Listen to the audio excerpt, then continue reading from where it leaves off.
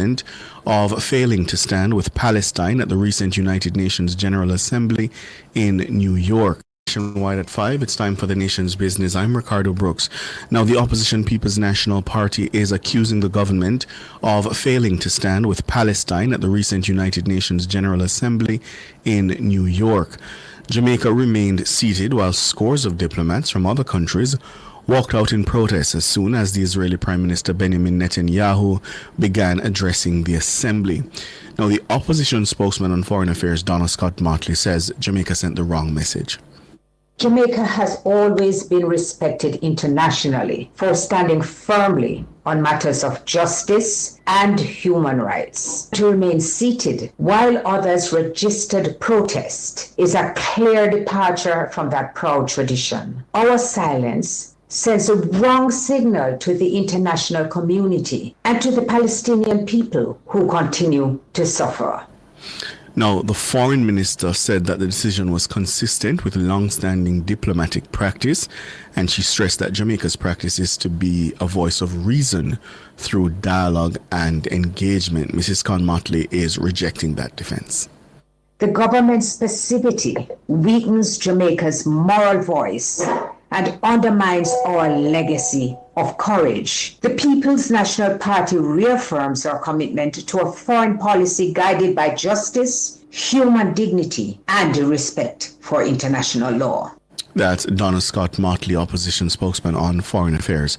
Joining us now to discuss this issue, attorney at law Bert Samuels, another attorney based in Barbados, and secretary of the Caribbean Against Apartheid in Palestine, Lalu Hanuman, and Associate Professor of Language, Culture and Society at the University of Technology, Dr. Rohan Lewis. Good afternoon, good evening. Good afternoon. All right. Bert Samuel, let me start with you. What do you make of what happened at the UN? Well, I want to be careful, I gather, that our social media footprint and what we say can be used against us too. Yes. But I'm not going to keep quiet. Mandela said we shouldn't because we're on the side of the enemy if we keep quiet. It is embarrassing to see that conservative countries like England, France are now recognizing the Palestinian government. And we are afraid to put our necks out there to support it. We have always supported, people who are oppressed. I mean, Jamaica was one of the first countries to lend support to the struggling South Africa, and hence that's why Jamaica was one of the first places that Mandela came to pay tribute. So that we are not going with the tradition of standing on the side of justice. When we were in slavery, we would have wanted other countries to blockade England and come on our side. So that because of our own history, I think we are failing ourselves. But Bert Samuels, having recognized the state of Palestine, which Jamaica did in April last year, what would the walkout have achieved? The foreign minister seems to be suggesting that it wouldn't have been substantive in terms of advancing the issues. Well, I think that the speech that was about to be given was being given by a prime minister that I couldn't bear to sit and listen to him talking based on what has happened to the people of Gaza, etc. So I couldn't sit there without joining those who left. So I think that my conscience couldn't allow me to sit and listen to him. What could he say when it's talk about the mass murder of people, the Gaza people, and genocide? By any definition, it's genocide. Lalu Hanuman, how do you see it? Greetings from Barbados. I agree with what the brother is saying there. We were in the vanguard of the struggle against apartheid in South Africa. Despite the hostility of Reagan and Margaret Thatcher back in the 80s, we took a principled position, and we ought to be taking a principled position now. It's more than embarrassing what Holness did. It's totally reprehensible. In effect, giving credence to a neo-fascist, which is whom Benjamin Netanyahu is. So I hear you on the matter of principle, but many Jamaicans, or some Jamaicans who have been defending the move to sit in and not walk out on the speech, say, look, the world we live in now, principle can only get us so far, because we're dealing with a world power that's headed by a man, as Bert Samuel said at the beginning, or implied at the beginning, is known to be vengeful, and he may turn his wrath on Jamaica and small states like Jamaica and Barbados. And we really just don't have the wherewithal to stand up to the United States. How do you respond to that? Well, we are small island developing countries, but we have to take principled positions, as the brother was saying, in terms of slavery, in terms of apartheid. If we allow bigots to dominate, then we'll pay the price down the road. Gaza, in effect, is happening right here in the Caribbean now with what's happening with the Trump administration blowing up those small boats in the just off the Trinidadian coast there. It's a Gazan logic, it's a Gazan reality that's happening here. International law is totally being ignored. It's happening on the high seas, which is a breach of international law. And if we stand complacently and just on the sidelines, it's only a matter of time before our head is on the chopping block and there'll be nobody left to stand to support us because everybody else would have gone. Been destroyed. So we have to take a principled position. This is how fascists like Hitler and so on came to power. People kept appeasing him, rather than taking a principled position. This guy, Gustavo Petro, the president of Colombia, he's the only person really who stood up in the United Nations and said anything of consequence, calling for an international army to go into Gaza to protect the Palestinian people there. That was a really positive statement he made. And of course, you know the consequence of that. The U.S. government, I believe, is cancelling his visa. Right. Yeah. Dr. Lewis, principle or pragmatism? Well, I think both gentlemen have spoken to the fact that we're living in a different global space now where the focus is on consequences of taking certain kinds of positions on the global stage. And I think certainly the Jamaican government is trying to play it very cautiously because it is mindful of the fact that there may be consequences to any action that is taken and how the action that's taken can be read certainly by the powers, the global powers that currently are, dispensing consequences. In terms of what we can or should do, Mrs. Scott-Mottley spoke about the fact that in the past, Jamaica and certainly the wider Caribbean has a history of standing with the oppressed, standing with the marginalized. Certainly when we had the issue in South Africa, we were in the vanguard of that protest because the world was very different. I think a number of countries now are trying to navigate between how do we determine whether our stance will create greater challenges for us and our people, and whether or not we can make our positions very clear elsewhere. I mean, certainly we don't know what else the government of Jamaica is doing in terms of engaging around the critical situation in Gaza. But the government would have chosen not to make a bold public stance, given that its focus is dealing with very specific matters in Jamaica, and it doesn't want or doesn't feel that it can deal with the consequences of getting the wrath of the United States. Yeah, and Brett Samuels, let me point to two really concrete harms that people say could come.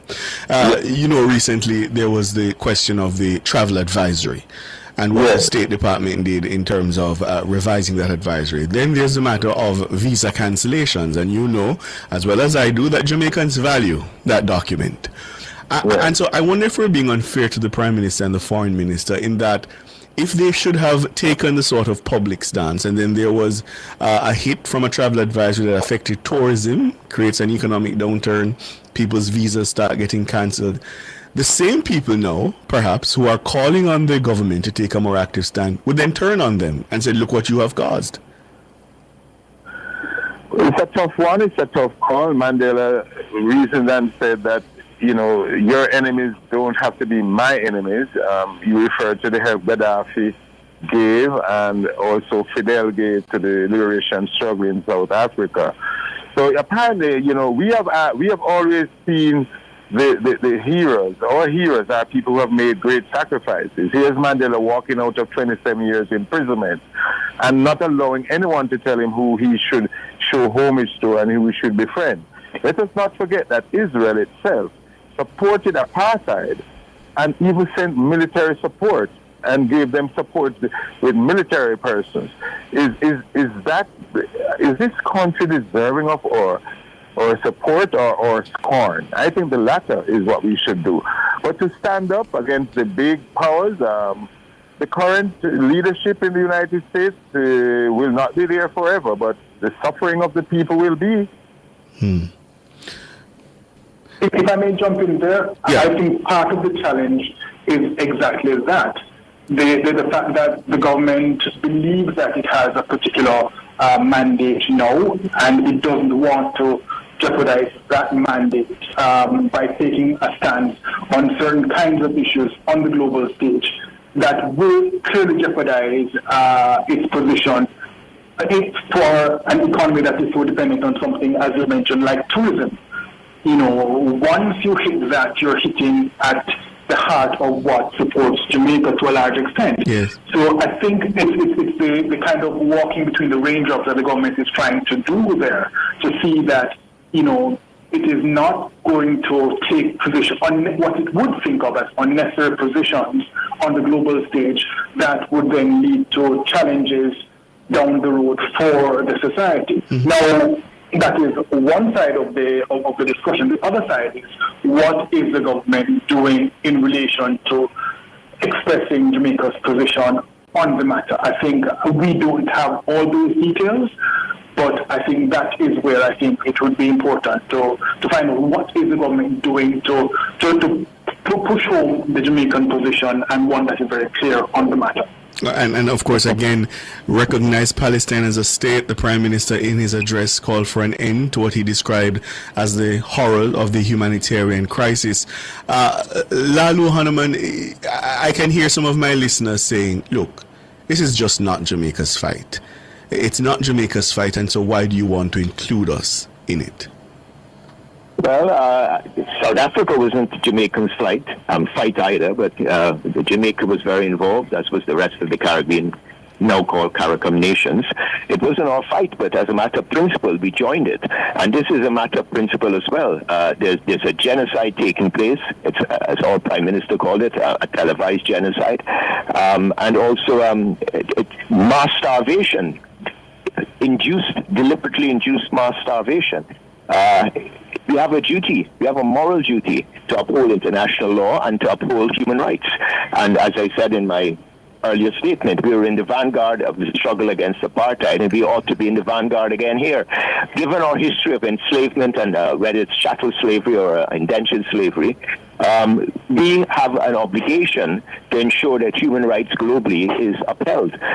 It'd be totally hypocritical of us. We call for reparations, and at the same time, we condone genocide. The two things can't mesh. But how do we get to the conclusion of saying we condone genocide from simply not walking out?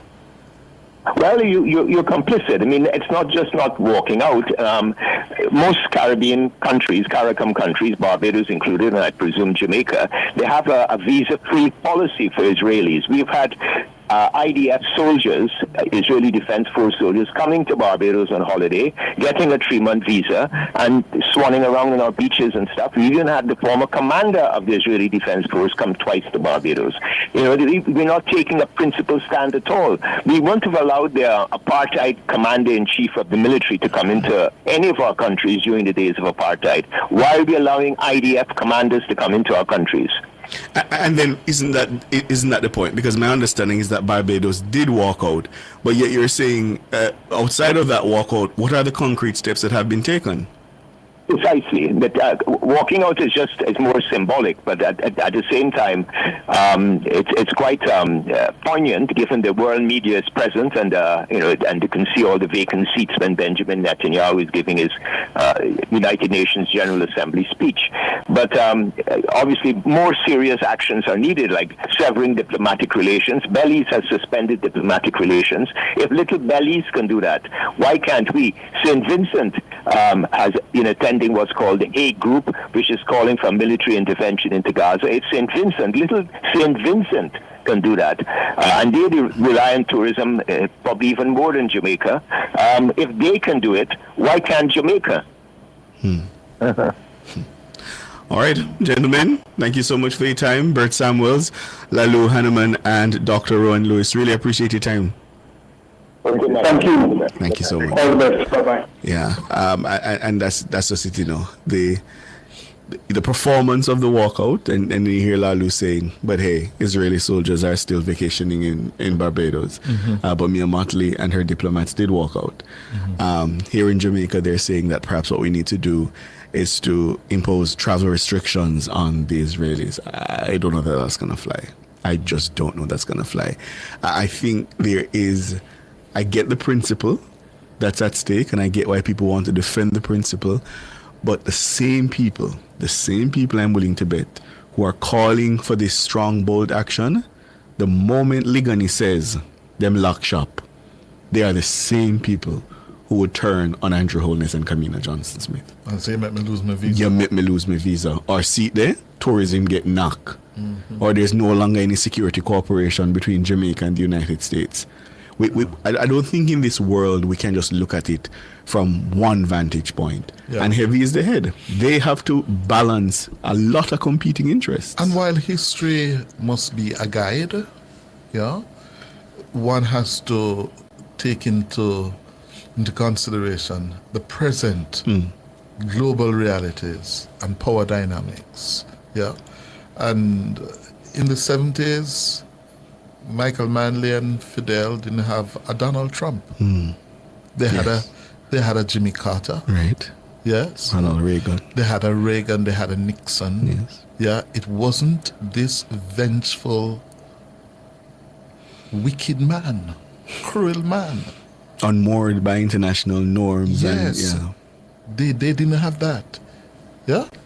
So and I lived through that period. And you walked proudly as a Jamaican because we were one of the consequences notwithstanding, and you paid dearly. We paid dearly yes. for it. Yeah, Yes. But they, at least the Carters, the Fords, the Nixons, they played by the rules of international diplomacy and for the most part, international law. This one, you know what he said today? I heard him. That the U.S. military must use American cities as training grounds. Yes. No, that is hallowed ground, hallowed policy in And America. principle. You don't use American military against the American people. Yes. And today he said, use it and be prepared to be tougher and harsher. Yeah.